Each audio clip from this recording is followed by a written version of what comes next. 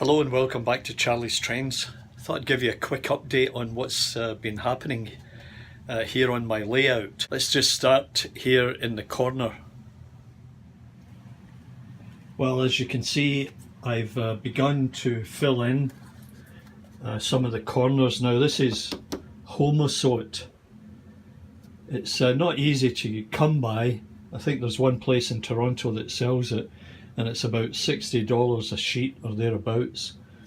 And I still need about 20 feet, maybe 12-inch wide. I'm not really sure how I'm going to get it, but without buying a whole sheet. So I've begun to secure down the insulation foam here for the elevated portion of the layout. And here's a retaining wall from SK Models, which looks really superb and will look even better once it's finished. So as we go around the layout, you can see I'm trying to begin filling in the corners, and it will continue along this wall around the other side where I've installed some foam boards in there too. So the idea of filling in these corners was to try and create not a fiddle yard, but a storage area for wagons, and I've been able to do that.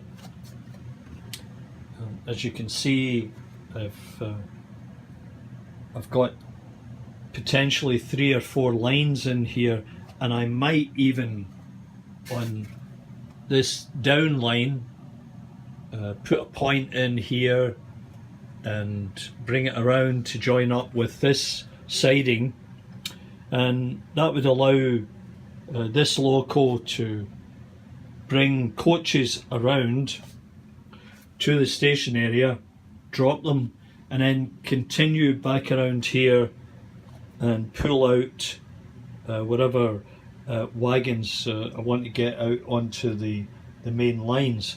Now I picked up these wagons from a gentleman on eBay over in the UK. You know, it was a very good deal for 17 wagons. Spoiled of course by the cost of shipping. It's always an issue. Nevertheless, it gives me some needed and added wagons for the layout and the collection in general. Now I broke my tripod yesterday with trying to film. I'm very disappointed in that because it was a gift, and I don't think I'll be able to get a replacement part, you know, for this. Might be able to try crazy glue, but that's a real pain. Anyway, we're making progress, and you know, we'll see how this all works out. In fact, might even try to get things moving here if you just hang on. Okay, so I'm going to try and run that Triang 040 with the wagons on it around through these points. Now they're not really tied down at this point, which might be an issue, but we'll try it anyway.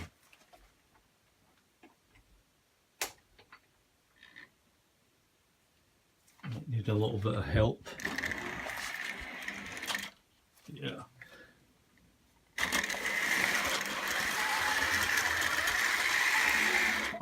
Yeah, sort of typical high-speed Triang locomotives, but I purchased one of these variable power regulators.